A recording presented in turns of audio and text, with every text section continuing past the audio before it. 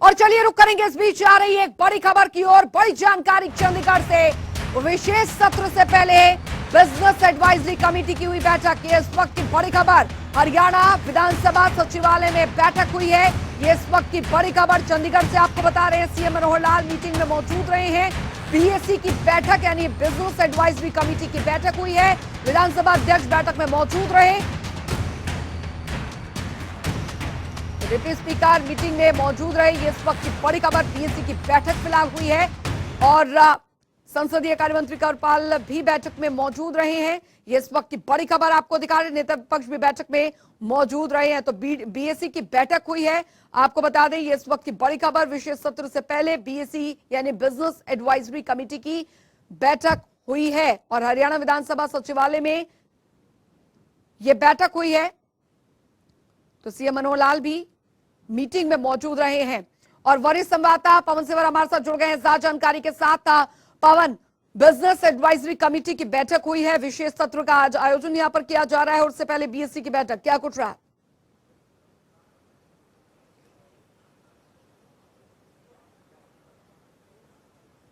बिल्कुल, आज हरियाणा विधानसभा का विशेष सत्र बुलाया गया है और विशेष सत्र की जो कार्यवाही है वो 11 बजे शुरू होनी है। लेकिन उससे पहले हरियाणा विधानसभा की बिजनेस एडवाइजरी कमेटी की बैठक हुई है। बैठक में हरियाणा के मुख्यमंत्री मनोहर लाल, हरियाणा विधानसभा के अध्यक्ष ज्ञानचंद गुप्ता, नेता प्रतिपक्ष भूपेंद्र सिंह हुड्डा समेत तमाम जो बीएसी के सदस्य हैं वो मौजूद रहे हैं।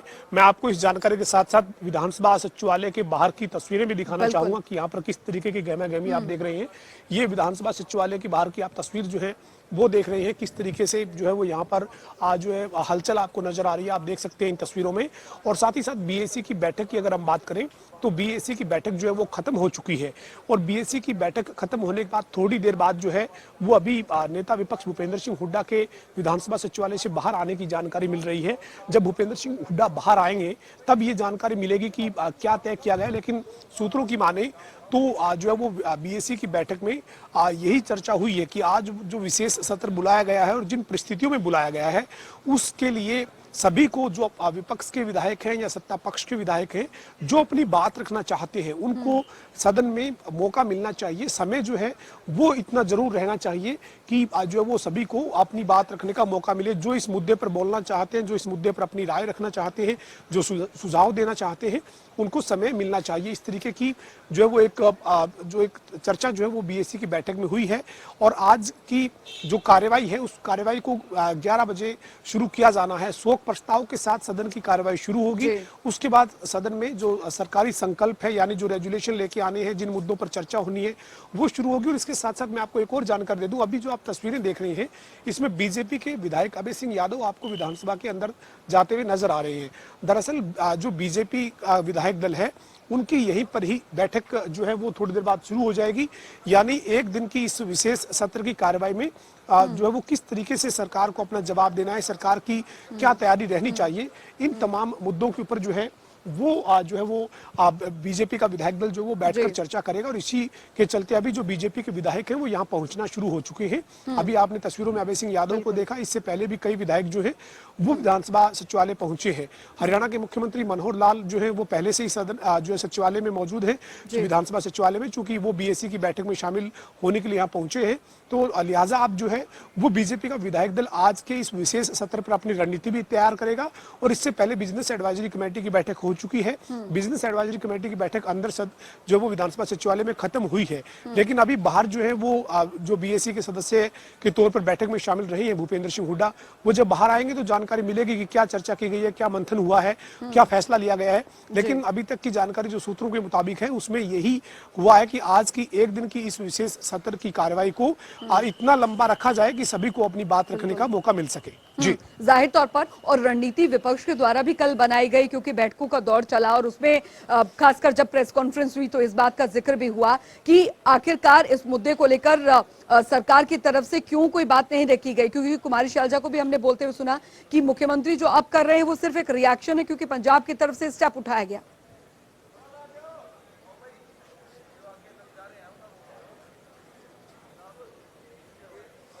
हाँ बिल्कुल, देखिए कांग्रेस जो है वो इस मुद्दे के ऊपर काफी आक्रामक तेवर जो है वो दिखा रही है और लगातार जो है वो 1 अप्रैल से, जब से पंजाब की विधानसभा में चंडीगढ़ पर पंजाब के दावे का रेजोल्यूशन पारित हुआ, उसके बाद से ही जो है वो हरियाणा में सियासी जो गर्माहट है वो नजर आई है। खासतौर पर कांग्रेस जो है वो इस मुद्दे पर सरकार को घेरती हुई दिखी है।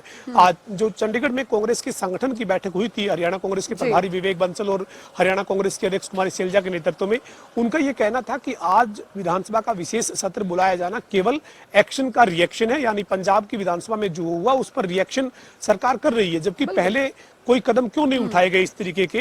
पहले जो है वो ये आरोप था कांग्रेस के नेताओं का खासतौर पर कि 2016 में सुप्रीम कोर्ट से फैसला एसवाईएल के मुद्दे पर हरियाणा के हक में आ चुका है, लेकिन इसके बावजूद जो है वो एसवाईएल का नहर का निर्माण शुरू करवाने को लेकर हरियाणा की मौजूदा सरकार ने कोई संजीदगी नहीं दिखाई है। ये आरोप था कांग्रेस के नेताओं का। और साथ ही साथ ये भी कहना था कि जब ये फैसला हरियाणा के हक में आया था तब ये तय किया गया था सर्वदलीय बैठक में कि हरियाणा के मुख्यमंत्री जो है वो सभी दलों के नेताओं को एक प्रतिनिधिमंडल के रूप में प्रधानमंत्री नरेंद्र मोदी से मुलाकात करवाने के लिए लेकर जाएंगे, लेकिन जो है वो प्रधानमंत्री नरेंद्र मोदी से आज तक इस मुद्दे पर हरियाणा के सर्वदल के प्रतिनिधिमंडल की मुलाकात नहीं हो पाई है।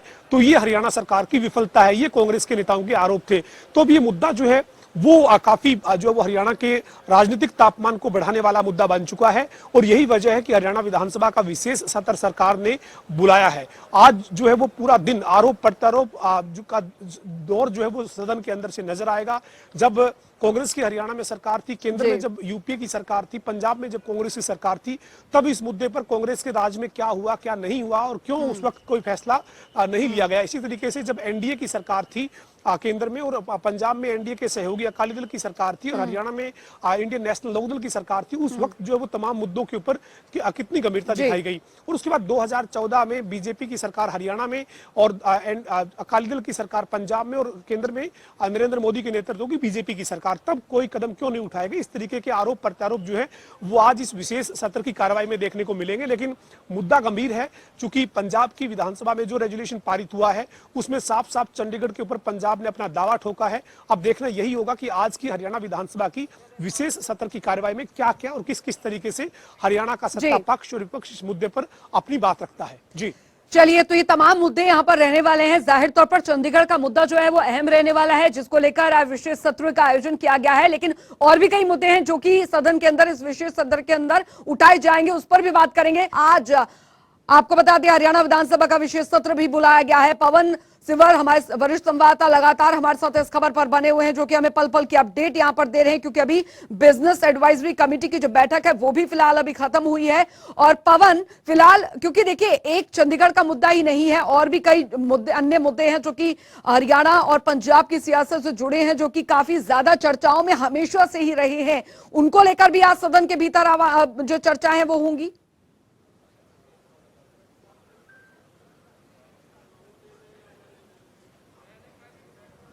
हाँ बिल्कुल, देखिए आज हरियाणा विधानसभा का जो विशेष सत्र है ये जो है वो भले ही इस मुद्दे पर बुलाया गया हो कि पंजाब की विधानसभा में चंडीगढ़ पर पंजाब के दावे का जो रेजोल्यूशन आया है उसके लिए निंदा व्यक्त की जाए, निंदा प्रस्ताव लाया जाए, लेकिन इसके अलावा मैं आपको 5 बड़े मुद्दे जो हैं वो बता रहा हूं जो इस आज के विशेष सत्र की कार्रवाई में प्रमुखता के साथ चर्चा में रहेंगे। एक मुद्दा है सबसे बड़ा, चंडीगढ़ पर जो हरियाणा अपना दावा करने के लिए और जो निंदा प्रस्ताव जो पंजाब का प्रस्ताव उस पर लेकर आने के लिए बात करेगा।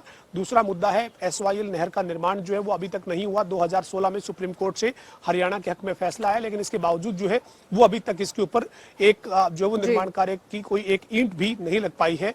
तो ये जो है वो दूसरा बड़ा मुद्दा है। इसी तरीके से तीसरा मुद्दा है कि जो पंजाब एवं हरियाणा हाईकोर्ट है उसमें हरियाणा की जो भागीदारी की जो बात है, या फिर जो एक 2017 में प्रस्ताव पारित किया गया था कि दक्षिण हरियाणा के लिए एक अलग बेंच जो है वो स्थापित की जाए और उससे जो है वो दक्षिण हरियाणा के लोगों को चंडीगढ़ की जो है वो दूरी ना नापनी पड़े और वहां के मुकदमे जो है वो उस क्षेत्र के मुकदमे वहां पर निपटाए जा सके, एक यानी हाईकोर्ट से जुड़ा हुआ मुद्दा है। इसी तरीके से 60 और 40% का जो हरियाणा और पंजाब के बीच में जो अनुपात है चंडीगढ़ में, उसमें 40% का जो दावा है, उस 40% के दावे में भी पंजाब ने कब्जा किया हुआ है। पंजाब जो है वो 40% की दावेदारी भी हरियाणा को नहीं दे रहा है। इसके साथ साथ पंजाब विश्वविद्यालय जो हरियाणा और चंडीगढ़ में जो राजधानी चंडीगढ़ है उसमें पंजाब विश्वविद्यालय है, जिसके लिए जो वो पंजाब वहां पर अपना ज्यादा प्रभाव रखता है, उसमें भी हरियाणा का प्रभाव जो है उस स्तर का नहीं है। इसके अलावा जो है वो हिंदी भाषी जो क्षेत्र है, वो क्षेत्र जो अबोर फाजिल का जो क्षेत्र है वो पंजाब के अधीन है आज भी, जबकि हरियाणा का दावा है कि वो हिंदी भाषी क्षेत्र है और वो हरियाणा के अधीन का क्षेत्र है जो पंजाब के पास है। तो ये इस तरीके के तमाम वो मुद्दे हैं जो अक्सर 1966 के बाद 56 साल से हरियाणा पंजाब अलग होने के बाद चर्चा में रहे हैं।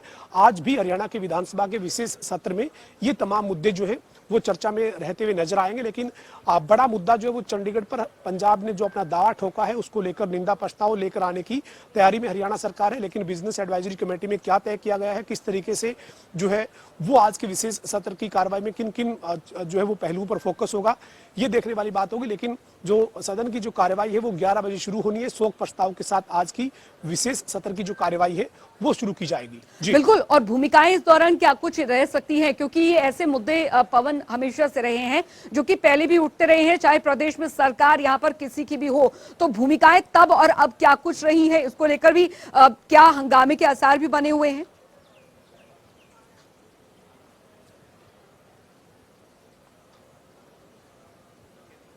बिल्कुल, निश्चित तौर पर राजनीतिक भूमिकाएं, राजनीतिक तौर पर एक दूसरे पर आरोप प्रत्यारोप आज की विशेष सत्र की जो कार्रवाई है उसमें देखने को मिलेगी। चूंकि मैं आपको जो वो बता रहा हूं कि 1966 में हरियाणा और पंजाब जब अलग अलग हुए थे, उसके बाद करीब 56 साल का जो वक्त हुआ है, इस 56 साल के वक्त में यानी जो 5 दशक का जो अलग अलग सरकारें रही हैं उनका जो कार्यकाल है उसमें एक दूसरे के ऊपर आरोप प्रत्यारोप होना स्वाभाविक है। अगर हम बात करें आज वो कांग्रेस जब हरियाणा में सरकार थी तो यूपीए की जो है वो केंद्र में सरकार थी, पंजाब में भी कांग्रेस की सरकार कुछ समय के लिए रही। उस वक्त जो वो कांग्रेस ने क्यों कोई कदम नहीं उठाया। इसी तरीके से जब हरियाणा में ओम प्रकाश चौटाला की सरकार थी, पंजाब में प्रकाश सिंह बादल की सरकार थी, केंद्र में एनडीए की सरकार थी, ओम प्रकाश चौटाला की पार्टी और प्रकाश सिंह बादल जो शिरोमणि अकाली दल है वो एनडीए के घटक दल थे। उस वक्त जो है वो इन के बीच में कोई ऐसा कोई जो है वो समझौता या इस तरीके की कोई कार्रवाई क्यों नहीं हुई। इसके बाद जो है वो 2014 में हरियाणा में भारतीय जनता पार्टी की सरकार और पंजाब में एनडीए के घटक दल के नाते शिरोमणि अकाली दल की सरकार और साथ ही केंद्र में नरेंद्र मोदी के नेतृत्व की भारतीय जनता पार्टी की सरकार, तब जो है वो क्यों कोई कार्रवाई जो है वो इन तमाम मुद्दों के ऊपर नहीं हुई। इस तरीके के तमाम जो है वो आरोप प्रत्यारोप आज की विशेष सत्र की कार्रवाई में देखने को मिलेंगे। और इसके साथ साथ जो ये मुद्दे हैं हरियाणा और पंजाब के बीच में, केवल चंडीगढ़ पर हरियाणा का दावा केवल अकेला मुद्दा नहीं है। इस तरह के कई मुद्दे हैं जो मैंने आपको पहले भी जिक्र किया। हरियाणा के राज्यपाल को चंडीगढ़ के प्रशासक के तौर पर नियुक्त नहीं किया जाता। पंजाब के जो राज्यपाल रहते हैं वो जो है वो चंडीगढ़ के प्रशासक बनाए जाते हैं, एडमिनिस्ट्रेटर बनाए जाते हैं। तो हरियाणा के राज्यपाल जब होते हैं तो वो चंडीगढ़, जब हरियाणा की भी राजधानी है, पंजाब की भी राजधानी है, तो फिर हरियाणा के राज्यपाल चंडीगढ़ के प्रशासक क्यों नहीं हो सकते। इसी तरह से पंजाब विश्वविद्यालय में जो वो हरियाणा को अपना एक हक मिले। इसके साथ साथ चंडीगढ़ में हरियाणा और पंजाब का जो अनुपात है 60 और 40 का अनुपात, वो 40 का पूरा अनुपात हरियाणा को क्यों नहीं मिला हुआ है। इसके साथ साथ एसवाईएल नहर के निर्माण के मुद्दे की बात करें या हिंदी भाषी क्षेत्र जो पंजाब के पास आज भी कब्जे में है, एक तरह से पंजाब का उनके ऊपर अधिकार है। ये तमाम मुद्दे हैं जो आज की विशेष सत्र की कार्रवाई में चर्चा में रहने के आसार हैं। जी पवन, क्योंकि अगर थोड़ा हम पीछे देखें, जब कैप्टन अमरिंदर कांग्रेस में थे और वो बतौर पंजाब के मुख्यमंत्री हुआ करते थे, एसवाईएल का मुद्दा भी इसी तरीके से उठा था और उसके तुरंत बाद क्या सुगबुगाहट हुई थी। पूरा का पूरा जब मुद्दा वो कोर्ट तक चला गया था, फिर कमेटी का गठन किया गया था, फिर तमाम कमेटी की बैठकें हुई थी और उसके बाद जो हुआ वो सबने देखा कि एसवाईएल के मुद्दे को लेकर किस तरीके से हरियाणा के पक्ष में पूरा फैसला यहाँ पर आया था। अब उसी तरीके की स्थिति जो है वो चंडीगढ़ के मुद्दे को लेकर भी देखने को मिल रही है।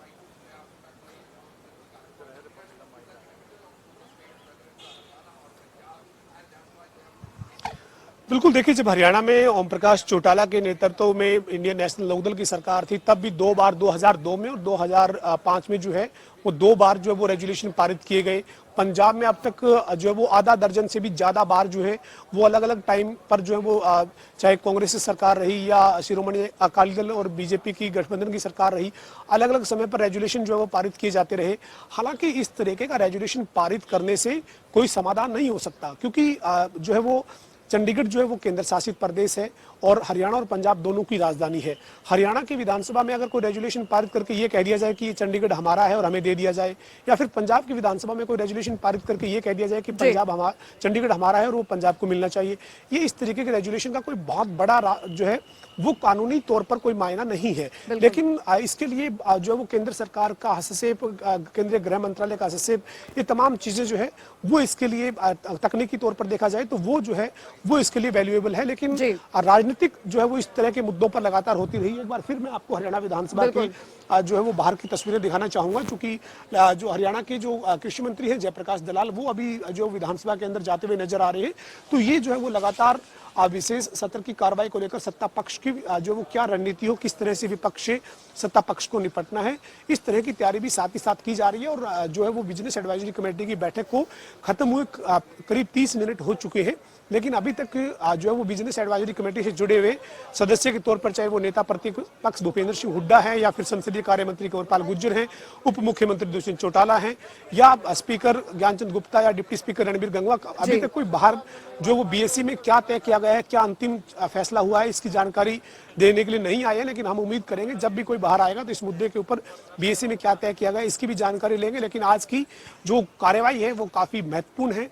विशेष सत्र पंजाब के एक्शन पर रिएक्शन के लिए बुलाया गया है और अब देखना यही होगा कि किस तरीके से सत्ता पक्ष और विपक्ष हरियाणा का इस मुद्दे के ऊपर अपनी रणनीति अख्तियार करता है। जी, जाहिर तौर पर इन तमाम मुद्दों को लेकर जो विपक्ष है वो भी अपनी रणनीति के साथ आज विशेष सत्र में है और सरकार द्वारा भी तमाम रणनीतियां यहां पर बनाई गई हैं। लेकिन पवन, क्योंकि विपक्ष भले ही कह रहा है कि हम एकजुटता के साथ यहां पर विशेष सत्र के दौरान यहां पर बातें रखेंगे, लेकिन विपक्ष का सरकार पर बार बार ये बयानबाजी यहां पर देना कि सरकार द्वारा मुद्दा जो है न सिर्फ चंडीगढ़ बल्कि एसवाल का मुद्दा या अन्य मुद्दों को पुख्ता तौर पर नहीं उठाया जा रहा है, ये रिएक्शन सिर्फ यहां पर आ रहा है। वहीं दूसरी तरफ आम आदमी पार्टी जो कि अभी अभी पंजाब में काबिज हुई है और एकाएक चंडीगढ़ का मुद्दा यहां पर उठा देना, ये किस ओर यहां पर इशारा कर रहा है?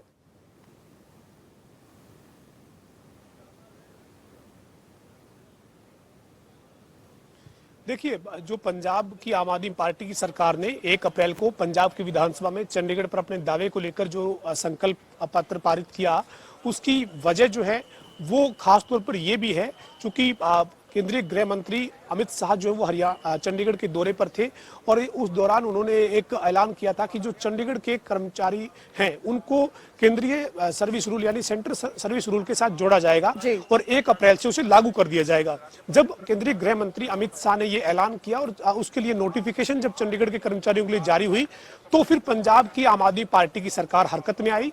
पंजाब की आम आदमी पार्टी की सरकार ने विशेष सत्र बुलाया और चंडीगढ़ पर अपना दावा ठोकते हुए चंडीगढ़ पंजाब को दिए जाने का रेजोल्यूशन पारित किया गया, संकल्प पारित किया गया। और ये जो है वो एक राजनीतिक जो है वो ये चर्चा है कि पंजाब ने ये सोचा कि केंद्र की सरकार जो है वो चंडीगढ़ के ऊपर अपना दावा लगाकर या दावा ठोककर पंजाब के अधिकार को कमजोर कर रही है और इसीलिए इस तरीके का फैसला किया गया। लेकिन चंडीगढ़ पर इस तरीके का पंजाब का दावा जो था वो इस लिहाज से अब जो वो सियासी रंग ले चुका था क्योंकि चंडीगढ़ केवल पंजाब की राजधानी नहीं है, चंडीगढ़ हरियाणा की भी राजधानी है। तो हरियाणा में भी एक्शन पर रिएक्शन होना स्वाभाविक था।